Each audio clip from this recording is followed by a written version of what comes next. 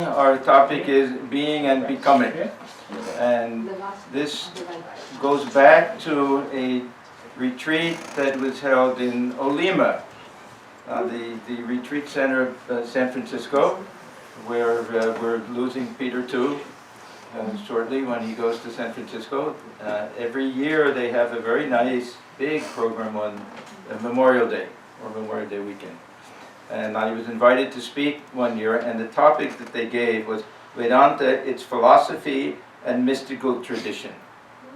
A tough topic, yeah. First of all, how to distinguish the two, what exactly do we mean by mystical tradition, what's the relationship? Everything gets kind of mixed up in Vedanta. Even whether we say that Vedanta is a philosophy or a religion, we're not really sure. I used to get this question all of the time. Is it a philosophy? Is it a religion? Well, it's neither one nor the other nor both, and something in between. Yeah, and the same thing with the mystical tradition. It is a mystical tradition. It's also a philosophical tradition. It's also a religious tradition. So I came up with this idea of trying to understand this through a distinction that Swamiji makes, actually not really a distinction, but a statement that he makes, that religion is being and becoming. And I decided to break it down this way because the being part fits in nicely with philosophy. We have some set ideas, some fixed philosophical positions, and the becoming, this mystical transformation and everything, fits in better with mysticism. It's not a perfect analogy, I know that, but I think it'll be helpful. I hope so. And I wanted to approach the subject a little bit from an interreligious point of view, because this distinction between mysticism and religion is very pronounced in some religions. We'll see when we get to Vedanta that there's a tremendous overlap. In fact, we may not want to make any distinction at all. It is a mystical religion in a sense. But we'll see with many other religious traditions that there's an interesting tension between the two, sometimes appreciation, sometimes not. So I wanted to start out that way. And as I say, basing everything on Swamiji's statement that includes this term being and becoming. We find this phrase occurring 9 different times in the complete works. And we have to assume that if we have 9 recorded times, that he probably said it many other times that weren't recorded. So this was a very favorite idea of Swamiji's. And I'll just give 2 examples here. In his lecture on bhakti or devotion, he says, religion is not in doctrines, in dogmas, nor in intellectual argumentation. It is being and becoming. It is realization. Then he says in the claims of religion, stand up and reason out, having no blind faith. Religion is a question of being and becoming, not of believing. This is religion, and when you have attained to that, you have religion.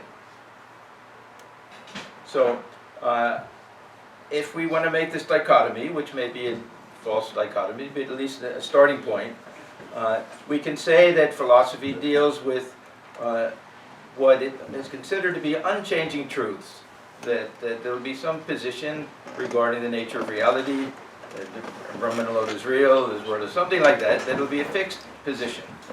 Even the Buddhist doctrine that everything is changing is a fixed position. Right? So there's not much wiggle room there, that they'll have certain concepts that will be considered to be fundamental concepts. The mystical tradition will not care too much about any fixed tradition. It'll be based more on some type of direct experience, which will involve some type of change or transformation or super-sensuous type of experience. It may be based on some feeling of divine grace. It may be some instantaneous thing. It can happen in all different ways, but we can see that it falls more on the side of becoming. The emphasis really will be of changing our understanding of who we are, having some radical type of experience, transformative type of experience. It may not be in conflict with the truths of Vedanta. But these truths of Vedanta, there'll be something fixed. So in Vedanta, it's a very interesting type of concept. We have an initial truth, and we have to undergo a tremendous amount of change to realize that that was true at the very beginning. I sometimes compare the Vedantic tradition and really all of the Eastern more mystical tradition, Buddhist tradition and Jain tradition and everything, to baseball, and traditional religions to football. And I'll explain why. That in football, you start at one end of the field and you have to get to the other end. And then you've scored. So there's a beginning point, there's an end point. In baseball, you start at home plate, right? You have to go all the way around in order to score. You end up where you started. So this is the Vedantic position, that we end up where we started. We realize we were perfect at the very beginning. But unless you go all the way around, you can't just stand in home plate and say, I scored. Right? So we have a tremendous transformation that has to take place. We have to, and Thakur says, like a board game, you have to go through each and every square. But we end up where we started. So this is kind of the mystical tradition that we have. In any event, we will find that one of the great distinctions between the mystical tradition and the philosophical tradition is that all mystical traditions have some very essential element in common. Sri Ramakrishna has an interesting way of putting it. He said, "There, all jackals howl alike." Yeah. So anyone who has some type of mystical experience, the experience may be very particular, it may be outwardly different from somebody else's mystical experience, but they'll all understand each other. You put all the great mystics together in one room who have had some type of supersensuous experience, and they won't argue with each other.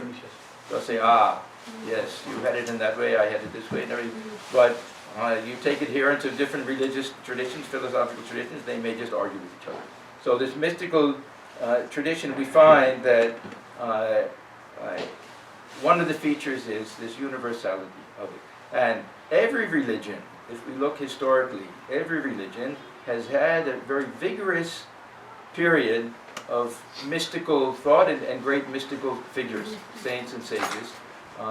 In the religions of the West, the religions that grew out of Middle East, you can say Judaism, Christianity, and Islam, we find that they all had very vigorous periods of mystical thought and mystical traditions. The Hasidic and Kabbalah movement within Judaism, and Christian mystics, mostly the saints. How about Judaism, Zarathustra's teaching? Did I say that they didn't have that? Anyhow, let me finish. Yeah. I'm saying every tradition. Let me at least finish the list before you complete for me. Yeah, and Sufi movement, of course, within Islam. So these three main religions of the West that all grew out of Judaism. Zoroastrian, the tradition, had its own independence. I don't know much about that, if they had what type of mystical tradition. Anyhow, these three, we know. These are the best known of the religions of the West, we can say, although they really, Swamiji also says that they're Oriental. We're not allowed to use that word anymore. But already grew out of the East, out of, at that time, what was called the Orient. Why we are not allowed to? Why we are not allowed to say that? It's not considered to be, politically correct. Okay. I actually studied at the Oriental Studies Department at the University of Pennsylvania. They had to change the name, I think. Yeah. I think it was considered to be a little colonialistic. Yeah.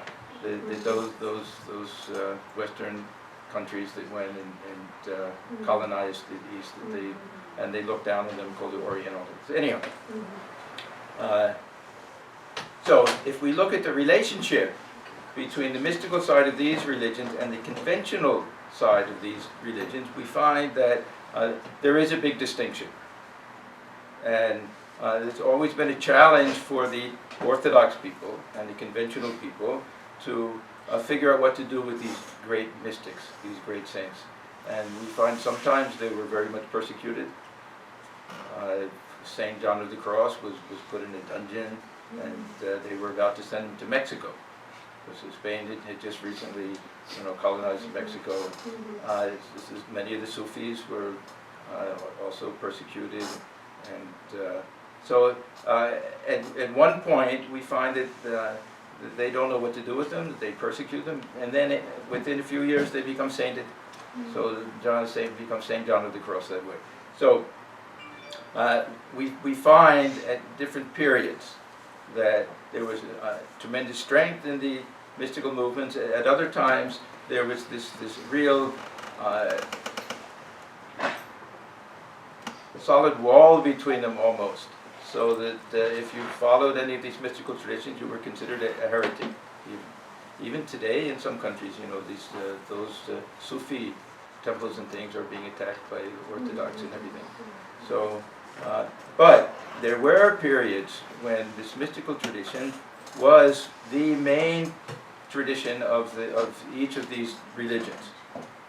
So, in Christianity, we see that there were periods where tremendous respect, these desert fathers who did very extreme types of spiritual practice would have visions and everything.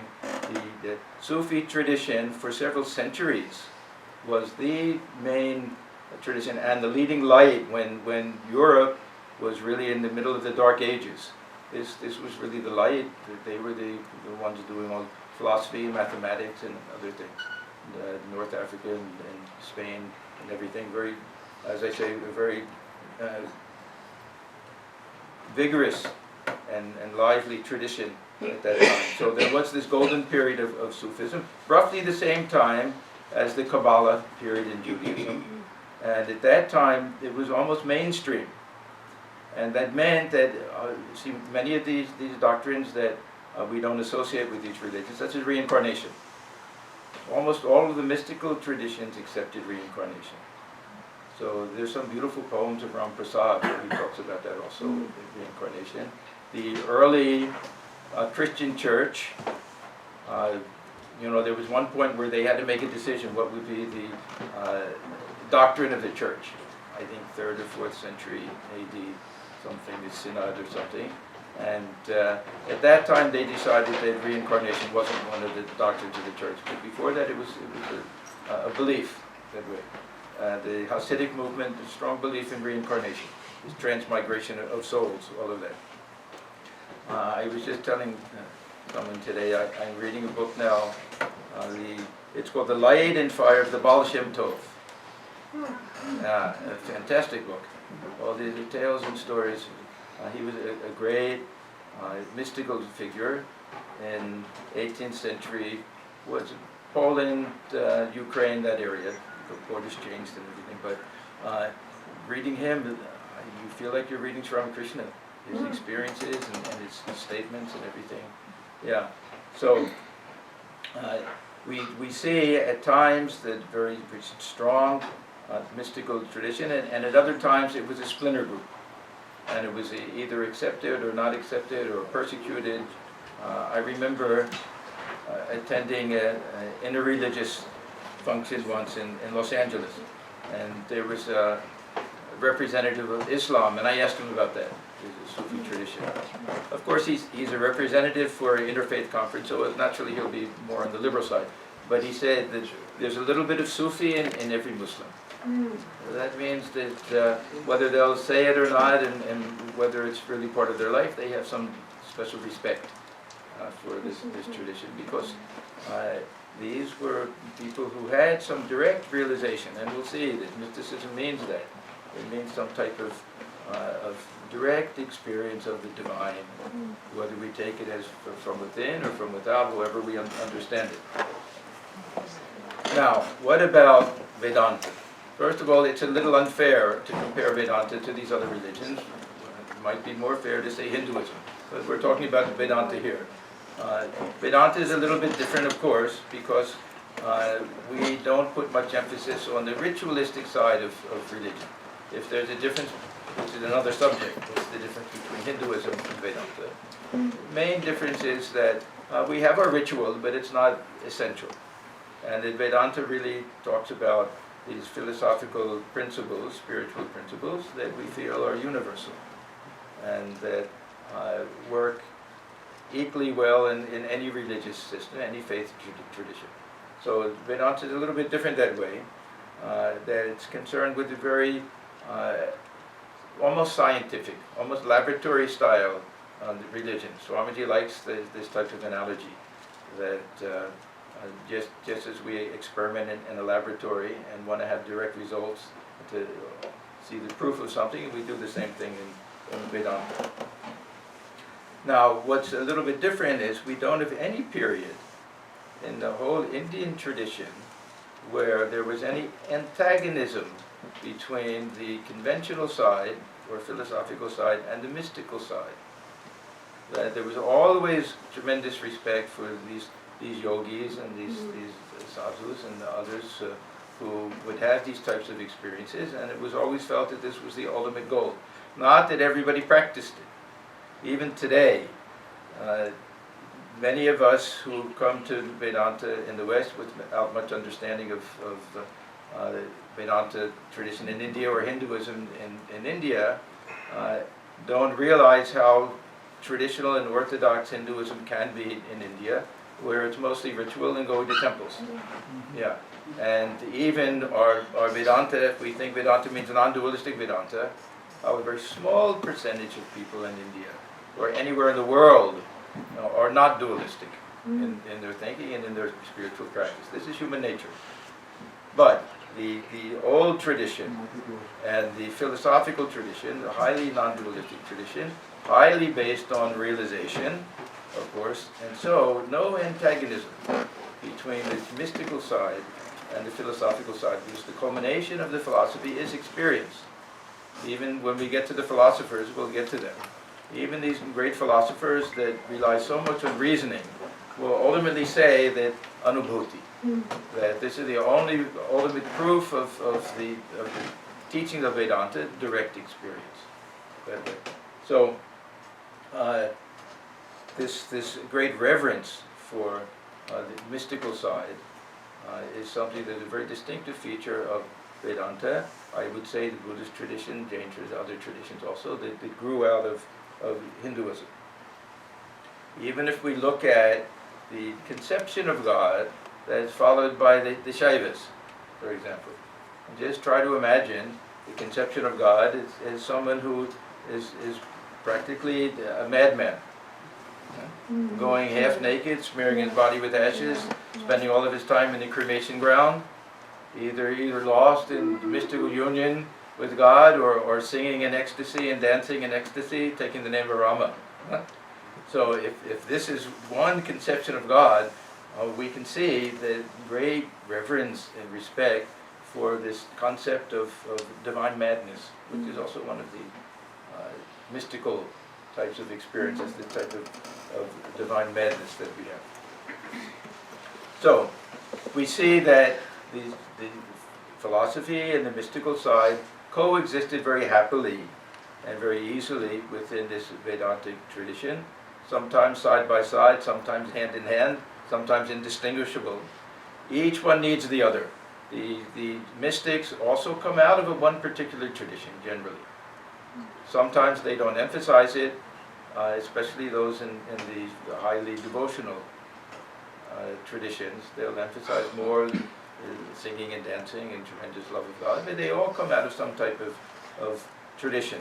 So we'll see in Vedanta that we have both. Both are given great importance, theory and practice, or we can say being and becoming.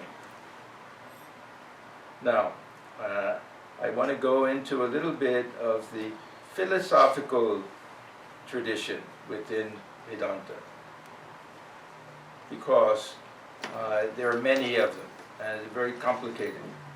And sometimes we get lost in this forest of Vedantic thought, because they love to come, the philosophers love to come up with different philosophical systems in India. I had a professor once that one of the students asked, why was it that there's so many different schools of Vedanta? And he said all of these acharyas, they were all monks. They had nothing else to do. Makes sense. Too much time on their hands. I don't know if it is a very good explanation,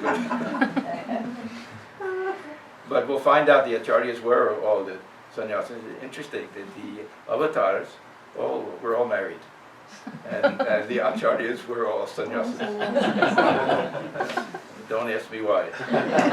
No explanation to that. So, what do we mean by philosophy in Vedanta? This is an interesting question. I mean, we generally point to the Upanishads. I will say that the Upanishads are equally mystical scriptures as well as philosophical scriptures. And we'll find that much of it should be read, I believe, as poetry. That it's not meant to be read as a scientific or philosophical text. That a tremendous amount of it is allegory.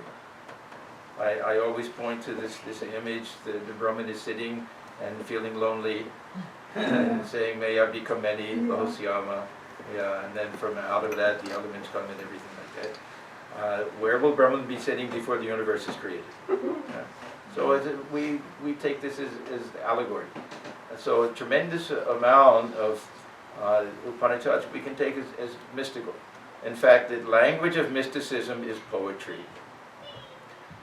So many of the great mystics, we call them mystic poets. In India we have our Ramprasad and Kamalakanta and all that, and with so many Hafez and Rumi in the Sufi tradition, that this Hafez was the one that Swamiji's father loved so much and learned Persian to read everything. Or Swami C loves the poems of Hafez. Read one every time. Two of us we love It starts it. with Yeah. Each time he'll start with a poem. Yeah. So this is the language of mysticism poetry, and we find in all the traditions, the songs of Solomon, all of them, that rather than philosophy, that way. So the Upanishads are the ground and the basis for philosophy in the Vedantic tradition. The Vedantic philosophers, if they want to be accepted as an orthodox school of Vedanta, the Acharya is supposed to write commentaries on what's known as the Prasthanatraya, the three pillars of Vedanta, the Upanishads, the Brahma Sutra, and Gita. So, and of these, the Upanishads, of course, are the most important. These are Shruti. If there's any contradiction between Smriti and Shruti, Shruti wins. There's no question about that. So that's the most important thing. But we'll see that there is a big distinction between the Upanishads and the philosophers. So when we talk about philosophy in India, we're talking about darshana, we're talking about the period of the acharyas. That means Shankaracharya, Ramanujacharya, Madhvacharya, and many others. But these are the three main ones. These are the most important of these. They usually depend upon the knowledge portion of Upanishads.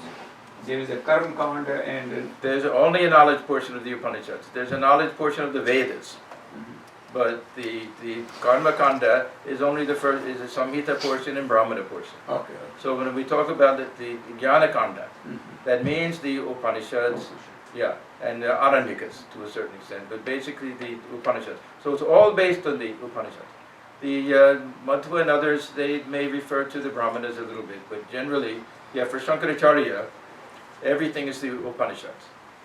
He has his commentaries on Gita and everything, but the Upanishads are considered to be the basis for that is really the knowledge portion of from the Vedic tradition.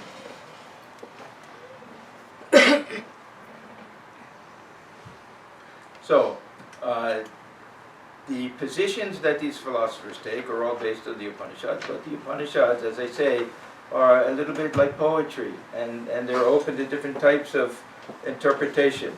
So we'll find that on the philosophical side, one of the main distinctions between the philosophers and the mystics is that the philosophers like to argue with each other. And the mystics will all say, yes, this is true. So we find that there was a very healthy, I would say healthy and vigorous tradition of debate within India, and these were very serious things. If the leader of one group lost a debate to the others, they all had to give up their tradition and become disciples of the other one. So it was a very big thing.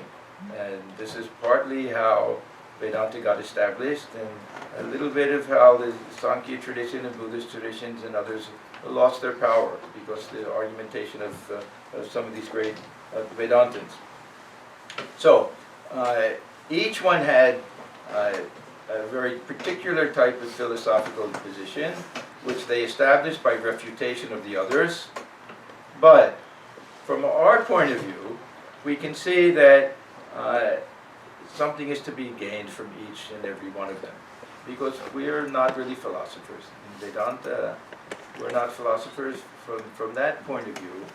And Sri Ramakrishna especially. When we get to Sri Ramakrishna, we'll see that he represents far more the mystical side, and where we can see that there's some truth in each of these different systems, because we have three very distinctive types of systems.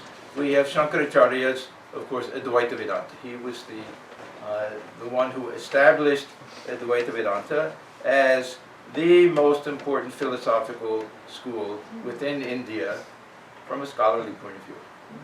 How many people follow it? That's a different story. Brahmacharya will have far more followers if from the practical point of view. If we look, especially because they were all from South India. This is another thing.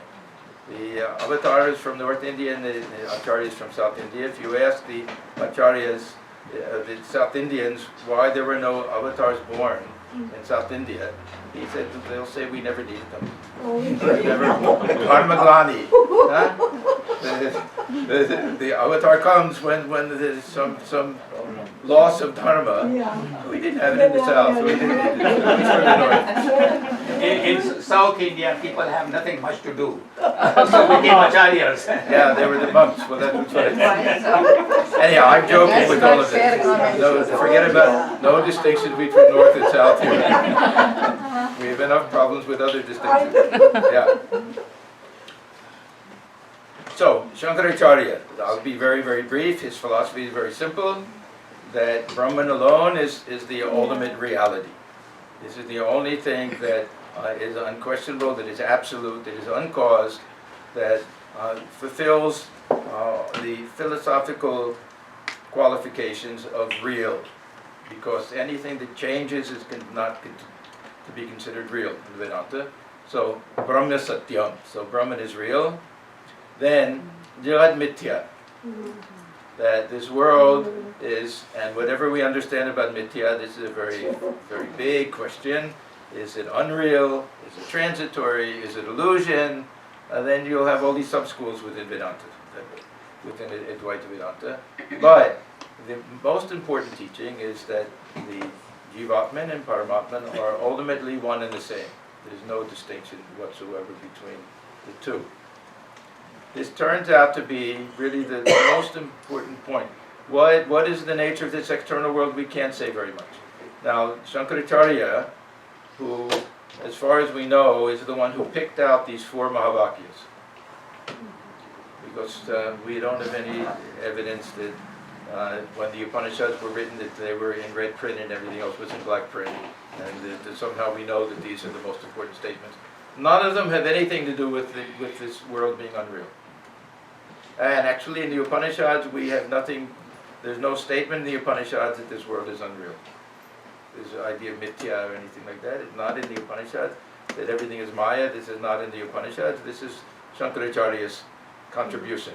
Now I'm not saying that it's contradicting the Upanishads, because it's a logical, I mean he can give it logical reasons for it, but it's something we don't find and is really secondary. The most important element is what is the nature of the self, and this is where they all disagree, because those who have any devotional side to them want to feel that there is some distinction between the individual soul and the Supreme Soul, between the devotee and God. And all of the dualistic schools, and Ramanuja is also we call it qualified non-dualism, but it's really a dualistic school because they believe in a plurality of individual souls. So all of the other schools allow for a tremendous amount of devotion, and this is the special feature of all of these.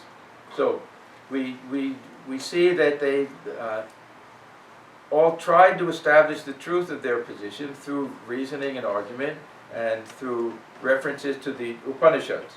But the Upanishads also give different illustrations which can be used by all of them. So when the Upanishads talk about individual souls coming out of Brahman like sparks out of a fire, then Madhva will raise his hand and say, yeah, that's right. The Akanya, the spark, isn't one with the fire, it's come out of the fire. It has the same nature as the fire, but it's different. So they all can point to different verses from these Upanishads, and they One can... minute. That is what Zarathustra's teaching is.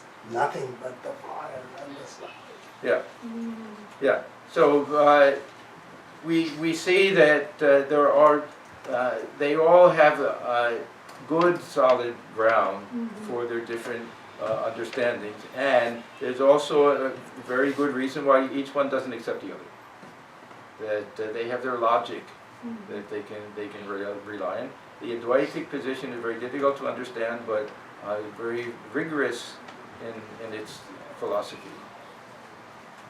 It's very hard for us to look upon this world as something unreal, and we don't know what it means either. This is why Thakur, it's so much easier to say this is the glory of the Divine Mother, the manifestation of the power of the Divine Mother. So they all would cite verses from the Upanishads, and that they would all twist the meaning of the Upanishads also. There's text torturing. Swamiji accused all of them. Swamiji, all of the acharyas, he said. But they had to show consistency throughout, so we can't blame them too much. This was what they had to do. They can't say that the Upanishads teach one thing here and a contradictory thing here. So this is the limitation of philosophy, that we can say, that it doesn't allow for contrary, I won't say contradictory, but contrary points of view. Now, we should say something nice about the acharyas, because they were very, they were really, first of all, they renounced everything. They were all monks. They renounced everything for God realization, for spreading the teachings to the masses that they thought would be helpful for them. They all had a tremendous amount of compassion. Shankaracharya worked tirelessly, not just writing all of these commentaries, but re-establishing a whole tradition of worship in India. Ramanuja, a very famous story, that when he was given initiation, he was given a mantra, and he said to his guru that Guru said to him that if you repeat this, then you'll have the highest God realization. He said, but don't tell anybody else. And he said, what if I tell other people? He said, they'll be liberated, you'll go to hell. So he went up to the top of the hill and started shouting it so that everyone would hear it. So they were tremendous souls, willing to go to hell himself to save other people that way. And Madhva, because of him, is such a vigorous tradition of worship. The Vaishnava traditions in South India and even came into North India. So they all were remarkable individuals. And it was just the nature of the philosophical tradition that they would argue against each other and try to establish their position by refuting the other positions. Now also, with Shankaracharya and the others, they have we find two different types of literature. One is called vada. This means argumentation. These are the commentaries of Brahma Sutra and everything. And then we have something else called Upadesha. And this Upadesha will be spiritual teachings. These can apply to everyone, and these can be very liberal. And we also find Shankaracharya so many beautiful hymns, the gods and goddesses, and so much emphasis on renunciation and spiritual practice. His Bhaja Govindam is one of the most beautiful poems. Yeah, has nothing to do with worship of Govindas, by the way. But Bhaja Govindam is all about This world is fleeting, it's transitory. Don't waste this lifetime. Call on God. It's good. Have some realization. Oh, it's fantastic. Beautiful, yeah. It's fantastic. And this version, this famous version of Subbalakshmi, is one of the most beautiful things. And it's interesting, she starts out with this Tapakaya Jadakasya, the hymn to Ramakrishna. Yeah, Subbalakshmi. She was a great devotee, huh? She devotee? She was. Oh. I don't think she's living She's anymore. not young, No. yeah. MS, right? So she was MS, right? Yeah, that's, yeah. She did one film. Did anybody see it? I think Mira. Mira. She played Mira, yeah, and sang it and everything. Yeah, very old, from the 30s, I think so.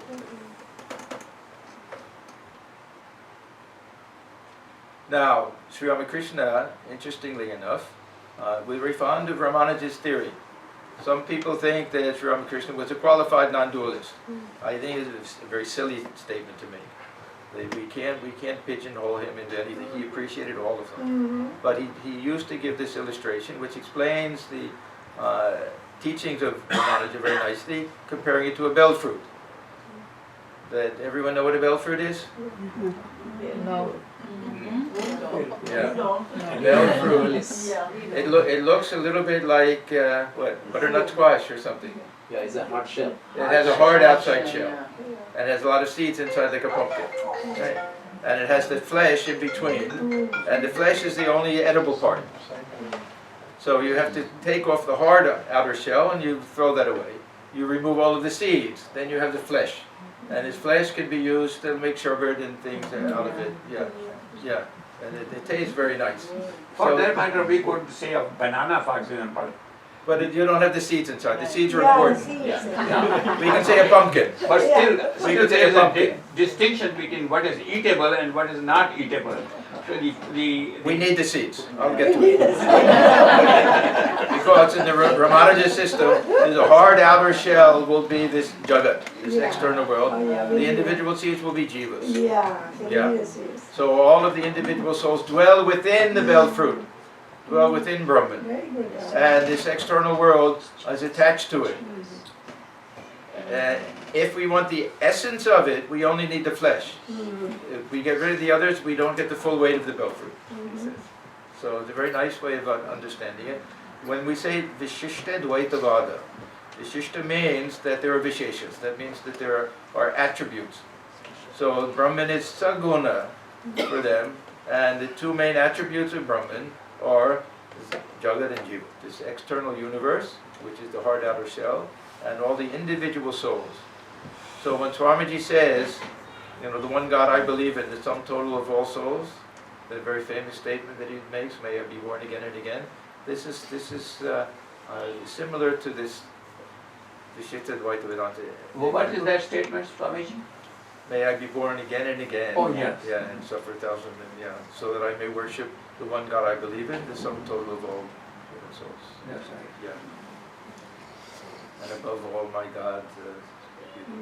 Anyhow, very, very beautiful statement.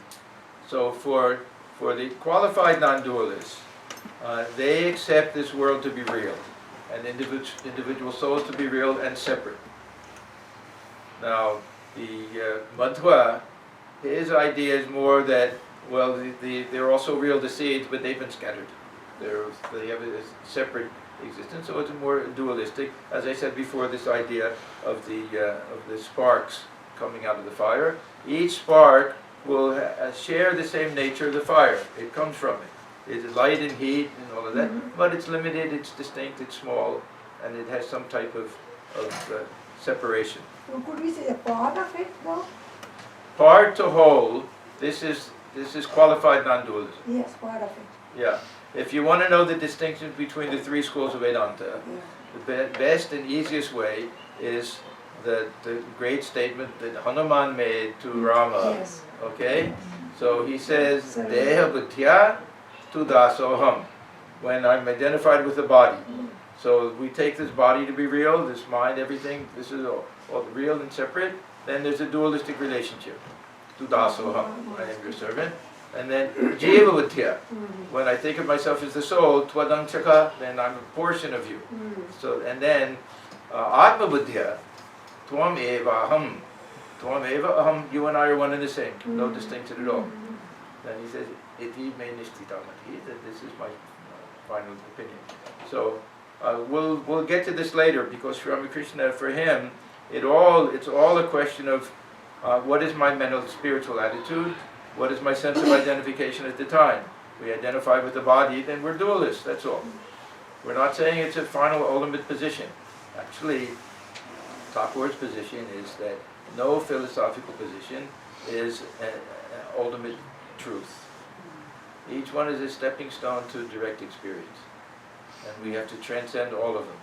And we may say one leads to the other, or through each one we can get there. Well, that's up to us. We have different ways of approaching it. We may like one at one time and like another at a different time. But his understanding was through the eyes of the mystic and not through the eyes of the philosopher. So we never find him criticizing any other philosophical position. At the most, he'll say, I don't like to. He said, like, I don't like to call this world a dream. He'll never say that that this is a false position or it's illogical or anything like that. And when devotees come who are jnanis, he'll say, let me tell you a story that you like, and he'll talk about the jnani who's the farmer and who the son died, and he says to the jnani, this waking state or the dream state is every bit as real as the waking state, or the waking state is every bit as unreal as the dream state, if he thinks it's good for that person to follow that path. So this is the mystical point. What is helpful for us to reach realization? The philosophers want to establish their position as something grounded in ultimate truth, and they may recognize that the other is okay, but there'll be some problem with it. And that you really should follow this teaching of ours, that this will, is the only one based on some higher type of logic. That way. Now, one of the essential features of the mystical tradition is that we have to go beyond the mind. That we have to, all of these, they look upon these different traditions in a different way.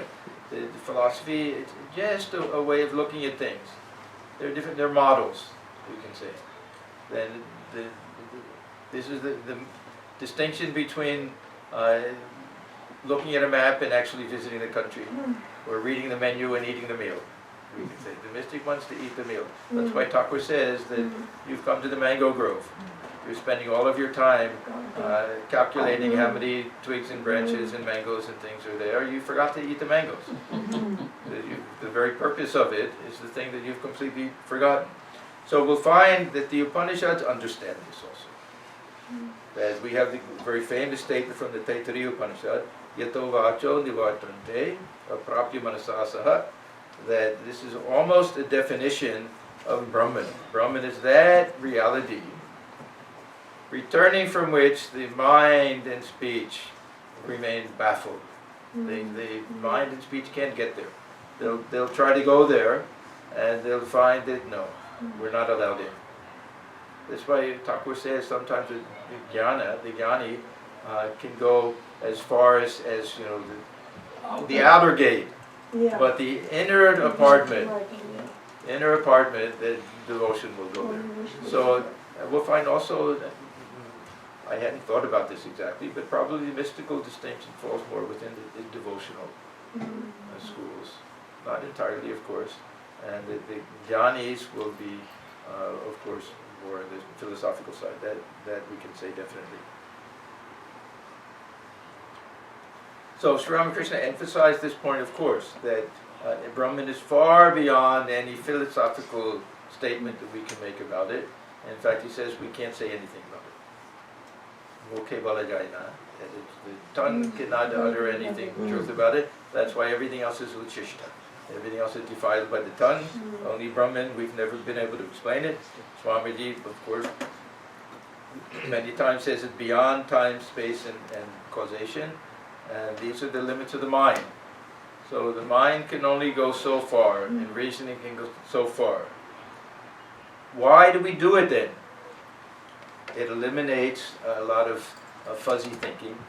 This vicharda marga, this path of analysis, is absolutely necessary for us to know what's what makes sense, and what can we have conviction about. So it has to appeal to our sense of reason and our sense of logic, even though we have to transcend it ultimately. So Swamiji says, we were just discussing this morning, somebody said, what's the point of all this study of Vedas, Vedanta? Yeah. He said, it'll remove superstition. And Swamiji hated superstition.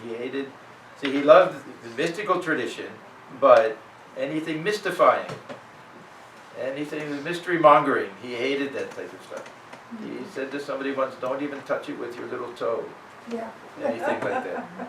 So, point is that logic can never take us to the higher experience, but this higher truth should never contradict logic. It shouldn't be something illogical. What we're actually doing through reasoning is we're eliminating our false understanding of things. So we may not be able to reach Brahman through reasoning, but through reasoning we can understand that I'm something separate from this body, mind, senses. We can do that type of analysis. So, to me, the greatest representative of the mystical side of religion, of spiritual life, was Sri Ramakrishna himself. For him, everything was experience. But he also had such a sharp, logical mind. If we go carefully through the Gospel of Sri Ramakrishna and we see the different illustrations and analogies and his way of explaining things, that we have to admit that the intellect of Shankaracharya, the intellect of Ramanuja Mathura, the intellect of Swami Vivekananda, couldn't come close to the sharp intellect of Sri Ramakrishna. And one reason was that everything was based on direct experience. I mean, aside from that, he was blessed with just such clarity of understanding and vision.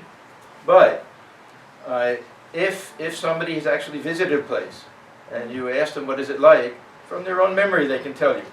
If they haven't, then they have to do a lot of research, they read a lot of books, they have to memorize things, they have to have a very sharp understanding of everything. But he went there.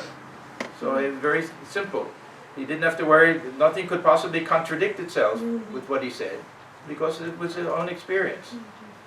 Yes, that is how I am surprised that he never read any book, and Swami Vivekananda asked him what is qualified non-dualism, and he explains it. Okay, now this is a little bit of a mistake that we made, because he was also asked about that.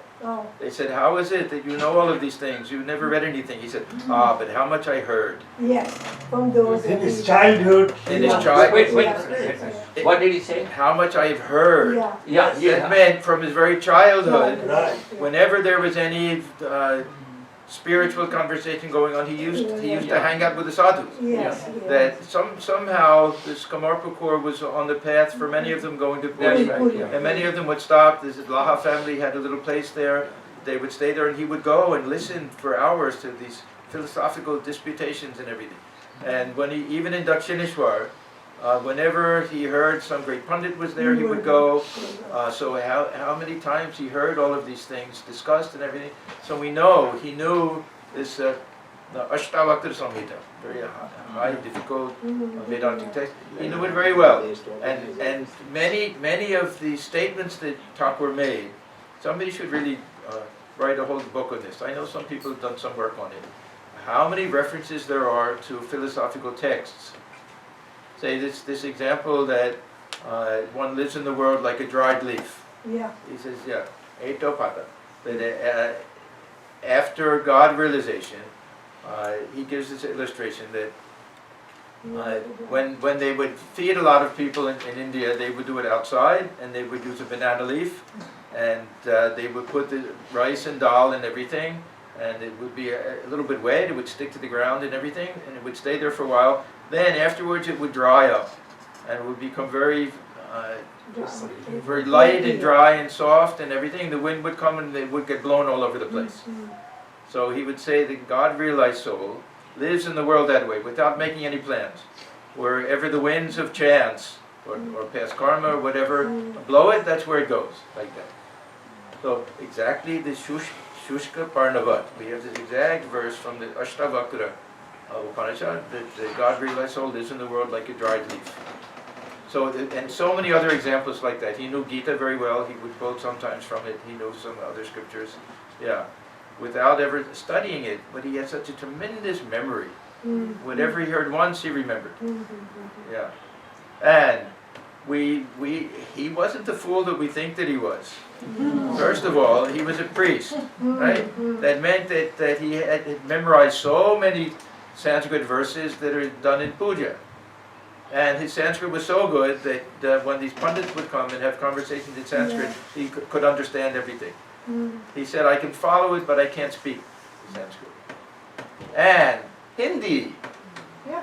When these sadhus would come from North India and speak Hindi, he himself would translate into Bengali for the devotees. Yes. Nagata, his Yeah, because he had, not just that, but most when we talk about sadhus, at that time, they were all North Indian. They call them upcountry sadhus. Yeah. Because there was no tradition in Bengal of the sannyasin tradition, especially this, even during Swamiji's time. This was one of the reasons, this was one of the reasons why nobody paid much respect to these young boys who took sannyasa, because they didn't really see the Shankaracharya tradition, Vaishnava tradition of sannyasa. That wasn't known and understood very much in Bengal. There were some Vaishnava sadhus that were called Vairagis, and they were never highly educated. They were looked down upon. They weren't even really the gurus of the tradition. It was the Goswamis and who were householders. So Thakur, whenever we see he had so much contact with these sannyasins, he would have been listening to them speak in Hindi mostly. Yeah. None of them would know English, and he didn't know English. Sometimes they would speak, if they came from different parts of India, or one was from Bengal, they would speak in Sanskrit to each other. See, he tried to teach Latu Maharaj. So he had to know Hindi, teach Bengali to him. Yeah, he was trying to teach the alphabet. Thakur, when he was a boy, he had very beautiful handwriting. Yeah, so he learned a little bit, but then through just not caring and never reading and never writing or anything, he lost that. At the very end of his life, he wrote something after many, many, many years that Swamiji will teach people, not in will teach people. His spelling and his handwriting looks like it was written by a 5-year-old boy. Oh, he did write that? He wrote it himself. Oh. A lot of spelling I mistakes. thought he said No, that. he wrote it. He wrote it on a piece of paper. Yeah. Latu. No. Sri Thakur, Sri Ramakrishna himself. He wrote it. Probably after many, many years. He probably hadn't written anything for a long time. His handwriting is know. horrible. I never heard that before. Yeah. No, we have pictures of it. And full of spelling mistakes. Yeah. Yeah, naturally, of course. How would he know these things? Yeah, After all of he these was years. concerning about the pronunciation. He didn't care about the spelling. Exactly. Yeah. His brain was Because working Bengali is not a faster than phonetic writing. language. At So, the same time, Swamiji, as you said, yeah. there are no sannyas. Swamiji, our Paramahansadev, didn't take sannyas that way. As we find, Lahiri Mahasaya also didn't have sannyas. They are the avatars coming. Thakur had traditional sannyasa. It was traditional. He had Viraja Homo. That he went through that ceremony with Totapuri, who was from North India. Totapur. Yeah. So he did have formal sannyasa that way. The direct disciples did not have formal sannyasa in the beginning. For the very beginning, we can say Thakur is the one who really initiated them in his own way by giving them Garba cloth and the Rudraksha mala.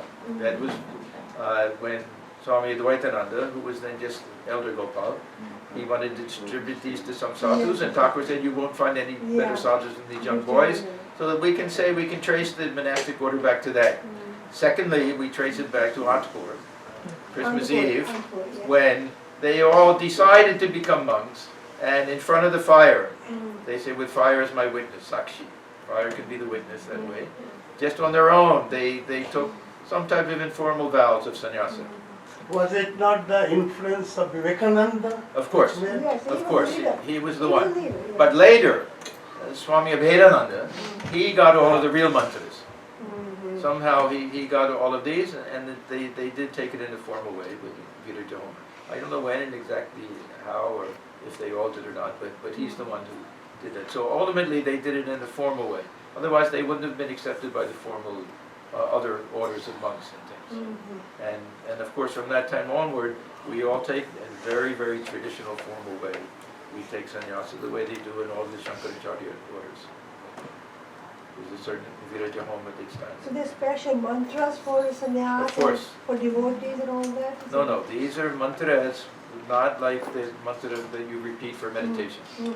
These are just, mantra means any verse from Shruti is called a mantra.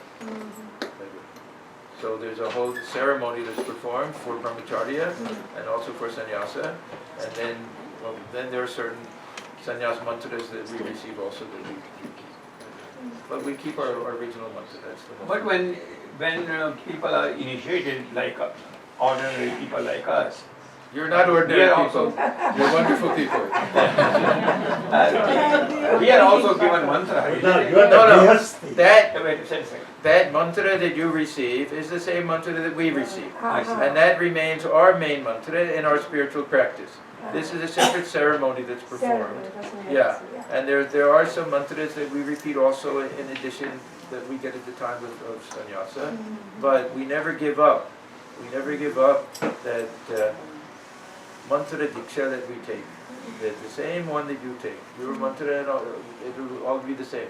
Because half of the monks, they'll get it before they take sannyasa. Nobody knows who will become a sannyasa and who won't. That is That's why what I was surprised when we received the mantra and our guru said, well, this is the same mantra he received.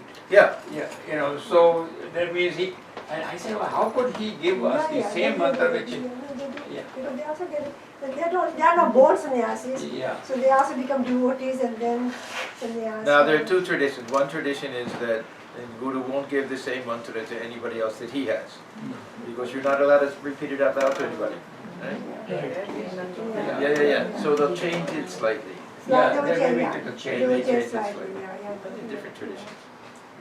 We are not Ramanuja to declare out. No. So anyhow, when we get to Sri Ramakrishna and this mystical tradition, we find a whole different attitude towards the philosophical schools. So that Sri Ramakrishna at different times will teach different things according to his adhikara, according to what will be best for the individual. My adhikar. Adhikara, yeah. What we're qualified for, what's suited for us, what's best for us. This adhikaravada sometimes has a very exclusive side to it, that you're not qualified to hear this. It doesn't mean it in that sense. It means what's best for us. This adhikaravada is something that, the way it was practiced in the Orthodox tradition, is something that Swamiji hated. Swamiji especially was critical of Shankaracharya. That was the one thing that he didn't like about Shankaracharya. Even though he loved his philosophy, he thought Shankaracharya's intellect was the most brilliant. But he always thought, why did he stick to this adhikaravada? Which meant that only Brahmins could hear the teachings of Shruti, only the boys could learn it, that there was some caste distinction and all of that. If you really believe the same soul with the Atman is only one, no distinction between sex, all of that, there's no male Atman, female, then why did he follow that? But we have to take into consideration that, the social considerations of the day and everything. But still, this other idea of adhikaravada, that each one of us will have a particular spiritual path that works best for us, and that the teaching should be in accordance with that. This is something that Sri Ramakrishna especially understood and especially taught. He gave so many different illustrations that mother brings home a big fish from the market, and she has 5 children, and each one likes a different type of fish, and each one has a different type of constitution. Some have a weak stomach, she has to make the fish stew for them. Some like it fried, some like it pickled, all different types of things like that. So what they like and what they can digest. So he used to say hajam shakti, what they can digest, and uruchi bheda, what tastes good to them. These were the two criteria that he always said for that. So his attitude towards these three main schools of Vedanta were that they're not ultimately contradictory. We're seeing things from a different point of view. Each one is better for a different type of an individual. They're all good. We can accept all of them. We can worship in accordance to all of them, depending on our frame of mind at the time, even. When we sit for meditation, we can be non-dualist. We can even say, I'm sitting for meditation, this world doesn't exist. I close my eyes, it's gone. I only care about that inner reality. When we come out from that and we go to work, we can be karma yogis and we can be dualistic. Other times we can also feel that God dwells within the heart. Because I have some sense of ego. He said if the sense of I is there, then the sense of thou is there. The sense of I disappears. He said, I look within sometimes, I see two are there. I see the Divine Mother and her child side by side within the heart. Other times this I disappears and Mother alone exists. So the question of our attitude at the time also. Then the third way of looking at this is that each one emerges into the higher one. So that, and even Swamiji says that in spiritual life, especially the path of devotion, we all start out as dualists. And this cord of love comes between and draws us closer and closer till we feel there's oneness and then union, and that God that we thought was far outside of us, we find dwelling within our own heart, as our very own self. So even Sri Ramakrishna says, even the dualistic path ends in oneness. So this is the other way of looking at it, it's the stages. So Swami, yeah, that's what is stages or gradation. Yeah. Now the dualist doesn't like that But idea. still, Yeah. it implies Yeah. that dualism is inferior to a qualified non-dualism, and qualified non-dualism is inferior to Advaita or Non-dualism. monism. Yes. So isn't that true, Swamiji? Is it so? When we say, on the one hand we say all this is one. On the Okay, other now- hand we say Yeah, we have to distinguish between Advaita Vedanta as a philosophical system, which according to Shankaracharya means that we deny this world is anything. We don't give much importance to it that way. The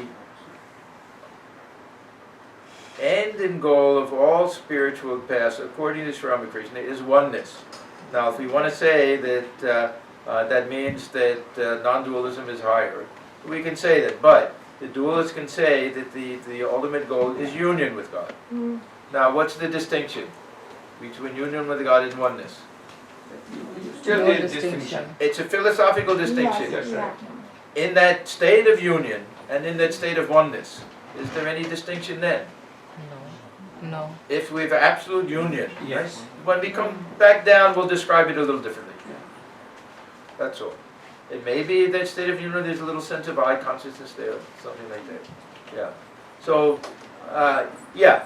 Now Swamiji, he wanted to do a whole treatise going through the different schools and showing how dualism leads to qualified non-dualism and leads to non-dualism. Because he really believed that there was some superiority to dualism.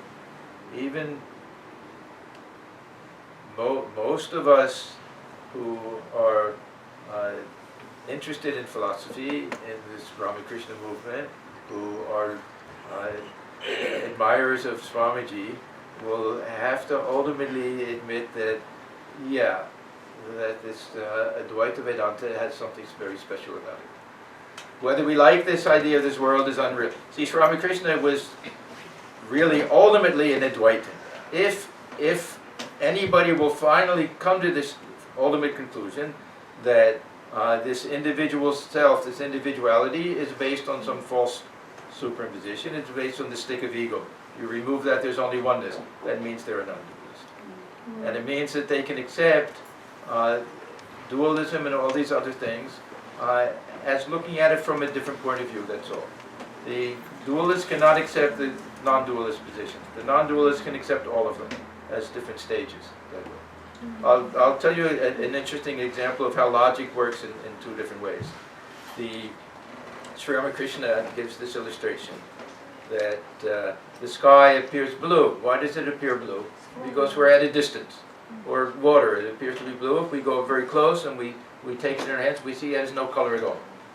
Now, there's an illustration, similar illustration used in the Vaishnava school, Chaitanya school, that Krishna sees somebody walking towards him from a great distance. And he says, I can see that there's somebody walking, but I can't make out who it is. I can't really see the features. I just know that there's somebody there. As that person gets closer and closer and closer, he starts to see that he can see the face and everything. He says, oh, this is my friend Nagada. He's come. So they will say that, yes, this Nirguna Brahman, we see it as Nirguna Brahman because it's from a distance. We get closer to it, we see all of the attributes of it. Exact opposite conclusion, the same logic. So there's nothing absolute to logic. But we can use logic in different ways to explain things. But yes, if we accept that ultimately, forget about this world, ultimately that it's the individual jiva, the individuality of the jiva is based on different positions, that if we really analyze and we experience the real nature of the self, we find that it's one with the Brahman.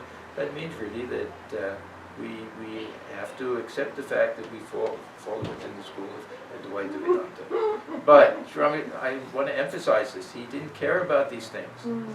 That the mystic, that some of the following a dualistic path, that they can also have this mystical experience. They may explain it differently and everything, but it will also be that same experience, communion with that divine reality. They'll think of it as communion because they think of some separation. The Advaitin will think of it as realizing our ultimate oneness. That this is the ultimate truth. That way. But Sri Ramakrishna always emphasized that it was the goal that's important, not the path that we take. Joto ma toto pat. This doesn't simply refer to different religions. That all different faiths or different paths to God. It refers to all this also. That the dualist, this is also a path to God. But then he would say that Bhat to Ishonoi, but this path is not God. Don't get confused. The path is not the important thing. This is the boat that we're using to cross the river. This is our way to get to the roof.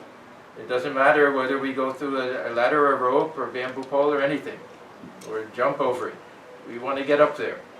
Once we get up there, he says, then we can see, we can go down anyway. Then we can take the stairs, we can take the ladder, we can do all of that. But we have to go up one way. We can't go up all these different ways. But when we're up there, we see that they all lead to the same goal. So yes, ultimately, we fall in that camp, I would say, that believes in oneness. And this is really like the mystical tradition, even a very high dualistic religious tradition like Islam, they all believe in oneness, these Sufi mystics.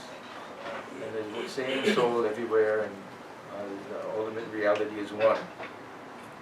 So, yeah, Sri Ramakrishna said that everything is in oneness. If you want to take that as meaning that Advaita Vedanta is superior, but he wouldn't see it that way. If you want to take it that way, then you have some type of argument that you can make. Now, the other way of looking at this is this idea of climbing to the roof is analogous to the rising of the Kundalini. And then when the Kundalini rises to a certain point, that this universe starts to disappear. So there's our Jagat Mithya. See, this universe disappearing may not appeal to us logically, but this is the experience that Sri Ramakrishna had. When there's a vision of the Divine Mother, the experience that Swamiji had. He said, I see everything disappearing before my eyes. This very famous statement from the Vivek Chudamani, that the student has this higher realization, and he says, what happened to this world? Who took it away? Adhunayava maya drishtam. I saw it just a moment ago. Nasti kim, it doesn't exist anymore. Then he says, Mahad Adbhutam. What a strange thing. I just saw it, now it disappeared. The mind rises to a different level that we don't see this universe. Thakur says if Kundalini goes to a certain level, we see everything as light. It goes a little bit higher, everything disappears, we merge in that reality. So The dualistic position, we can say, is true when we're operating at a certain level of mind where we see everything as we normally do. We're all dualists from a very practical point of view. We all feel ourselves to be separate from others. We feel one with everybody, but as an individual. Yeah. So this is just the hard fact of the matter. Philosophically, we may understand that there's some deeper reality. But when Kundalini rises, means the mind enters into a higher level. When it goes higher and higher, then we do pass through the stages of qualified non-dualism and Advaita. We can take it that way also. So we're getting very late. Let me stop here and just finish. I'll finish with one nice quote from Swamiji. He says, "Lastly, it is imperative that all these various yogas should be carried out in practice." This is the other distinction. The philosopher may not care too much about putting these things into practice, but for the mystic, practice and experience is everything. Mere theories about them will not do any good. First, we have to hear about them. Then we have to think about them. We have to reason the thoughts out, impress them on our minds, and we have to meditate on them, realize them, until at last they become our whole life. No longer will religion remain a bundle of ideas or theories, nor an intellectual assent. It will enter into our very self. By means of intellectual assent, we may today subscribe to many foolish things and change our minds altogether tomorrow. But true religion never changes. Religion is realization, not talk, nor doctrines, nor theories, however beautiful they may be. It is being and becoming, not hearing or acknowledging. It is the whole soul becoming changed into what it believes. That is religion. Just Swami, one question. This becoming thing, Yes. doesn't it not become, if I become, I am Brahman, if I really realize that I am Brahman, then I should act, all my actions should reflect what I am, and that is becoming, isn't it so? Yeah, see, this being and becoming, partly it's a language problem. That one very good example, there's another famous statement that Swamiji made. Each soul is potentially divine. Yeah. All right. Now, as soon as I hear that, I think, what? How could he possibly say that? This is someone who knows that each soul is divine. Why does he say potentially divine? Right. Because he's talking about this experiential side. I see. Potentially divine means that we have the potential of realizing that it's already divine. So it's a language problem a little bit. Say the famous statement,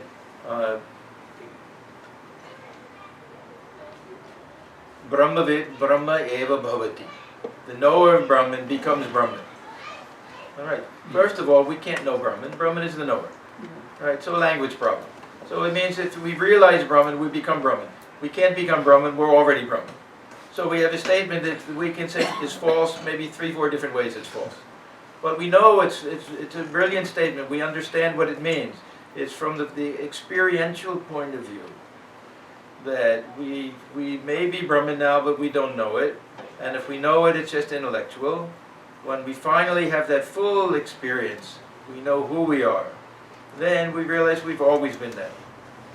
So this is always the problem of the mystic, to be able to put it into language. That's why the language of mysticism, I said before, is poetry, and sometimes silence, even some higher type of experience. Silence. Also, Yeah. may I get a little chance to talk? Yeah. Brahman is there always with us, but we have that reflected Brahman within us. That is the one needs to realize that Brahman is with us. Yeah, Swamiji, Thakur says that we realize that real sun by seeing the reflected sun within. So this is our access. The mystic may talk in terms of some experience like a bolt of lightning from far away, but everything is from within. It's that divine presence within, the sun reflected within the mind, we can say the water of the mind, we see that reflected sun. This is our access. So, yeah, the mystical tradition is always an interior tradition, internal tradition, yogic or mystic tradition. We're searching within. We could say that, yes, Brahman is the ground of this universe, but we don't have direct access to it. But we say Brahman is our very own self. That we can realize directly. Yeah. We can be standing up there. Why did you all come forward? I'm going to check check. No, it's 1 hour more. We don't Okay. Not a full hour. No, but anyhow. No, I'm just, I'm asking something else. Oh, okay, sorry. She is telling me what to do now. Yeah. Jack is flexible. She's the boss. Jack is brushable. Okay, okay. Yes. Okay, give me that thing. Okay. Good couple, isn't it? Very interesting couple. Yeah. And then tell me what it Okay. is. So, with Thakur's grace and your blessings, Swamiji, we would want to start a small, general body meeting. Yes. And if you can give us, we'll keep it less than 30 minutes. Okay. We have, we don't want to be between lunch and us, so Yeah. we want to keep it short. Okay. So why don't you, why don't you start us off? Okay. First of all, let me say that I'm very, very happy to see the growth of this center. I think it's something very, very positive. The commitment of the devotees, of the board members, volunteers, everyone, is really a very good base for a very future, very vibrant, strong center. I've seen many of these small centers, how they start, and really you have the foundation for something very special here. You should understand that. And the center has to be nourished like a little baby. Mm-hmm. It has to be looked after, it has to be fed, it has to be cleaned. You have to really take care of it so that it will grow into a strong individual. So I'm very, very happy to see there's so many people coming and enthusiasm, and so many nice things have happened since I was here last. Now the oddity is taking place every night, weeknights also, and not just one person. Sometimes there'll be a group that comes and everything. And more social service work is being done. A lot of very nice things. So I'm very happy to see all of this. My first talking point here is general pep talk. That has been done now. So we worked on the write-up yesterday. Yeah. The first one was General Pepper. But I'm going to say something that I said last time. I don't know if it registered or not, but I thought it was such a nice idea. I was impressed. I came up with something that actually impressed me. That this idea of volunteering, right? I don't know if anyone will remember, but what occurred to me last time was, does anybody volunteer to clean their own house? Does anyone volunteer to cook food for the family? Does anyone volunteer to change the diaper of their baby?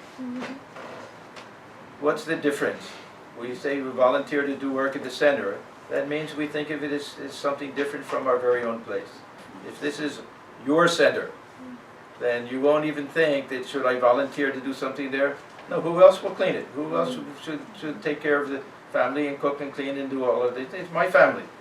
So if everyone can develop this feeling of connection, this feeling of unity and everything, then this whole idea of volunteerism will completely disappear. And this feeling of, first of all, it's my responsibility to do it. Second of all, it's my joy to do it. Because service to the center, service to the devotees is a great joy. It's one of the few things that we can all do. We all complain that our spiritual practice, that we can't meditate, we can't do this and that. Okay. But everyone can do service. Everyone can do karma yoga. And according to our health and our physical abilities and age and everything, not everybody can do everything, but we can all do something. And service to the center is service to the devotees. there's a very nice Sanskrit verse, probably just half a verse, I don't know the whole thing, that Swamiji writes in one of his letters. He says, Mad bhaktanam chaye bhaktaha te me bhakta tamamataha. Mad bhaktanam. So among all of my devotees, who are the greatest devotees? He says, those who are devotees of my devotees, I consider to be the greatest devotees. He doesn't say those who are devoted to me. He doesn't say those who do puja, those who do prayer, those who do meditation.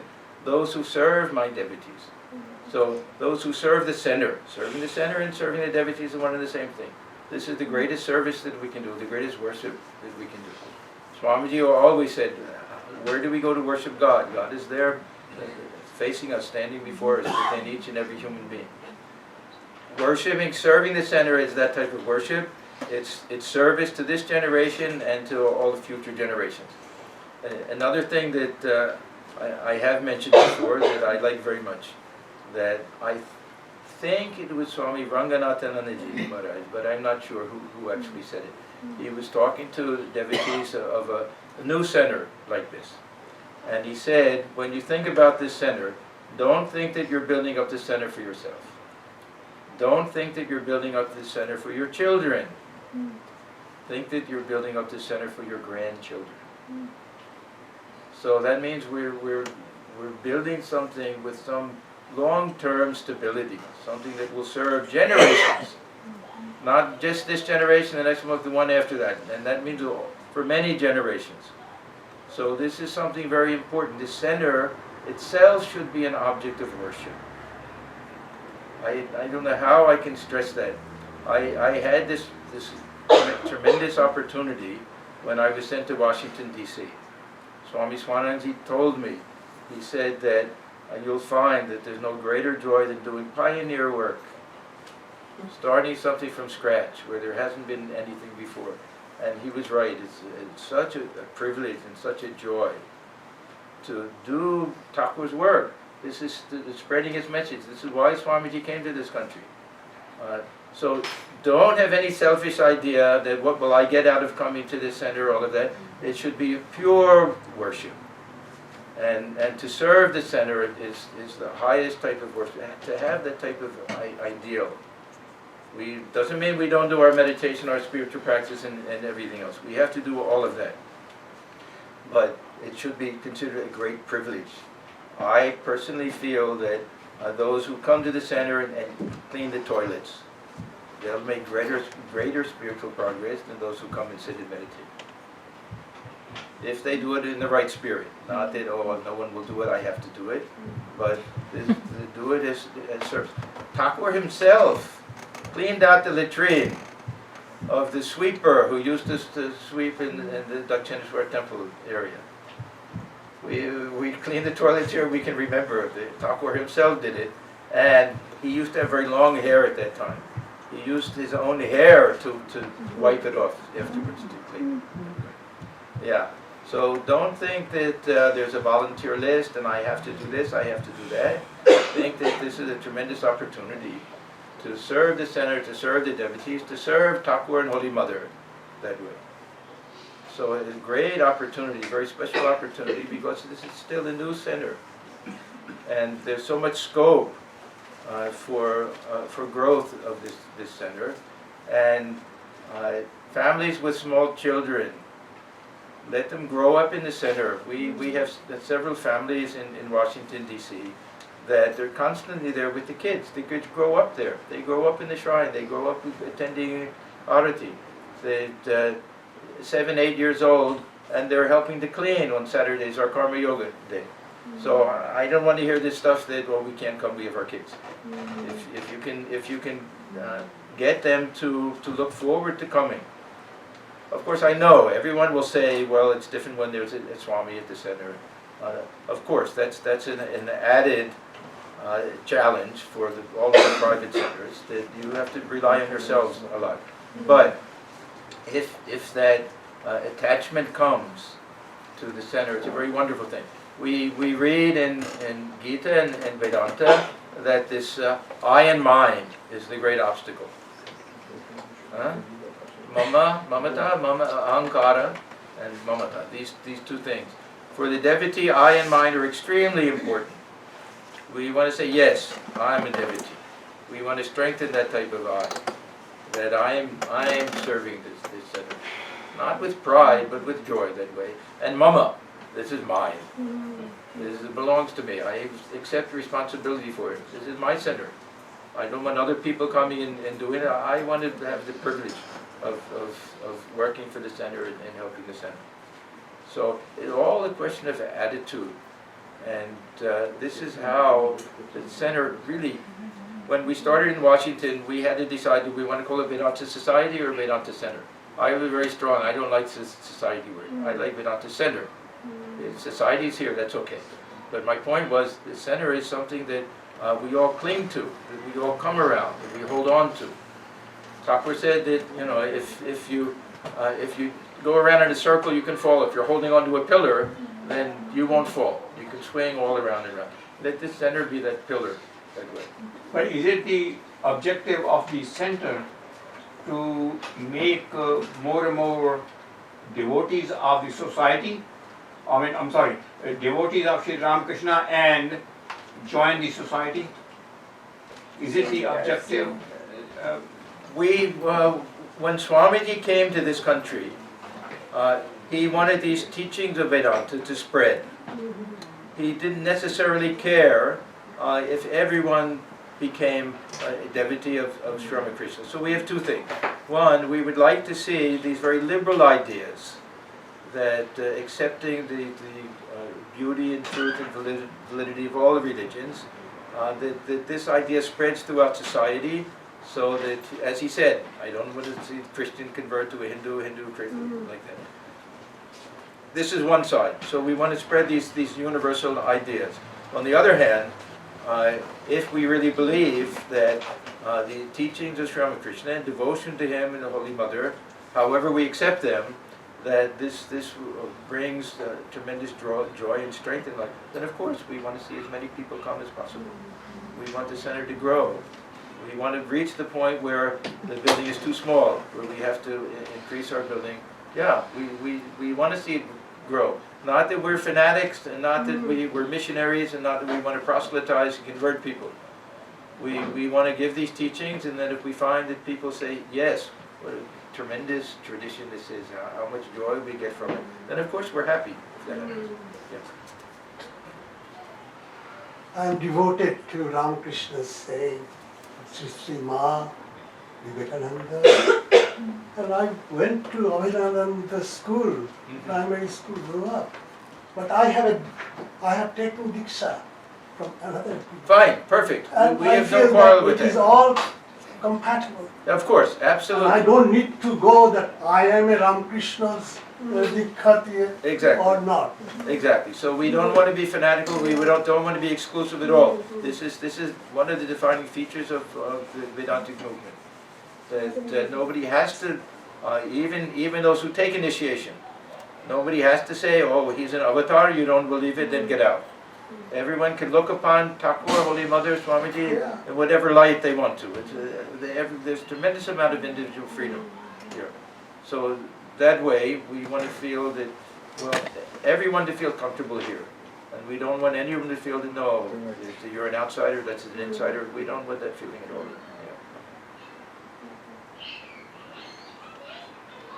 Yeah. Now, I'll say a few words about the building. Huh? The building is been. There are a few things here. There's communications, the programs, things. I'll let you deal with those details. I personally feel that the center has grown to a point where some very serious planning has to be done. I think you can see even this morning that practically we've outgrown this facility, and there are always various options. This particular location is a very good location, I feel. Swami Swananji from the very beginning said, get something near the airport. Yeah. So it's close to the airport. The neighborhood itself, we can see, is turning into a very nice, almost upscale neighborhood. So I think that'll continue. Now it's rural. It'll become a little less rural, but to me it seems like a very nice area. Now this doesn't mean that if some property in some other area came up, it was ideal for us and affordable and everything, that should be dismissed out of hand. But that I would say is probably not as likely, because we also have 2+ acres, over 2 acres of land here. It doesn't look like it because the bamboo and everything back there. But if it turns out that there's no objection to clearing some of that land, then there's space to put up a nice building, which could be, the temple, a meeting hall, it could be a basement for feeding people and everything like that. So, a year or two ago, an architect was engaged, yes, to do some preliminary plans and ideas and some sketches and things. So we actually already have some drawings of a possible new building that could be constructed in back. The architect that we used in Washington also does some work in the Raleigh area. So I'm going to try to meet with him. There's some things that we have to find out, how much of the land can be cleared, how much has to remain, how many parking spots there would have to be, how much seating. In our meeting yesterday, we were thinking that probably minimum of 100 seats. And then with a basement that has some closed circuit TV and a screen and everything, so for bigger programs you could have. We do that in Washington also. Very often our programs will be too big for the main hall, and people get used to it. They see it on a big movie screen, and some of them prefer it even. Everybody has a front row seat that way. Yeah. So that probably is a good number, 100, 120, something like that. So if we can continue this way and we find that everything is feasible, then we'll really try to come up with some very definite plan so that everyone can see the drawings that we have. We can get input from people. If people see that, you should have a larger coat closet, you should have this, you should have that, so that the people can have some say in that. Hopefully it'll be something everybody likes. Then we can really start thinking about actual fundraising and getting permits and finding a contractor and gradually implement all of these plans. It may be a 5-year plan, it may be something sooner. A lot of it depends on money, of course. And I was telling them yesterday, I hate talking about money in our Washington, D.C. center. I feel very shy about it, I never do it. I don't mind doing it here. Thank So you. I don't mind at all, because You will go way after today. yeah. So I'm getting the president off the hook a little bit. But a center does not run without money. And if you feel that this is your very own place, Yes. you should feel that, yes, of course, I want to contribute to it. And you can do it on a monthly basis, however you do it. There are expenses, just running expenses.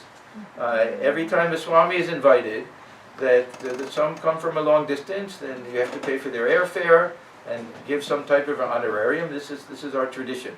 We give at least a couple of $100. These senior Swamis come. It's with great effort sometimes from long distance.